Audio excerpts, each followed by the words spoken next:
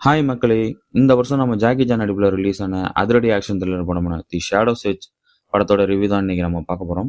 இந்த படத்தோட கதை என்னன்னா, படத்தோட ஆரம்பத்துல ஷேடோஸ்னு ஒரு ஹைடெக் திருட்டு கும்பல் அவங்க கைவரிசையை காட்டுறாங்க. அந்த கும்பலை பிடிக்க முடியாம போலீஸ் படாதபாடு பட்டுட்டு இருக்கு. அதே திருட்டு கும்பல் இன்னொரு இடத்துலயும் கைவரிசையை காட்ட அந்த கும்பலை போலீஸ் டீம் கிட்டத்தட்ட பிடிச்சும் கடைசியில் பிடிக்க முடியாம போயிடுது. இந்த கேங்கை பிடிச்சே ஆகணும்னு ரிட்டையர்ட் போலீஸ் ஆஃபீஸரான நம்ம ஜாக்கி சான் கிட்ட அந்த போலீஸ் டீம் ஹெல்ப் கேட்கறாங்க.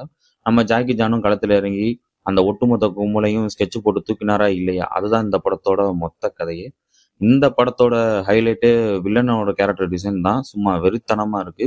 தனி ஒருவன்ல அரவிந்த் சாமி கேரக்டர் டிசைன் பண்ண மாதிரி இந்த கேரக்டரையும் ரொம்ப புத்திசாலியா கொடூரத்தனமாவே காட்டியிருந்தாங்க.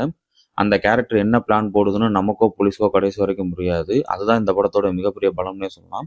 அவ்வளவு ஸ்மார்ட்டா எல்லாத்தையும் பண்ணிட்டு போறதுனால கிளைமேக்ஸுக்கு முன்னாடி வர அந்த ட்விஸ்ட் கண்டிப்பா ஆச்சரியப்பட வைக்குது. ஜாக்கி சான் பக்கம் வந்தோம்னா தலைவனுக்கு இன்னும் வயசே ஆகணும்னு தாங்க சொல்லணும்.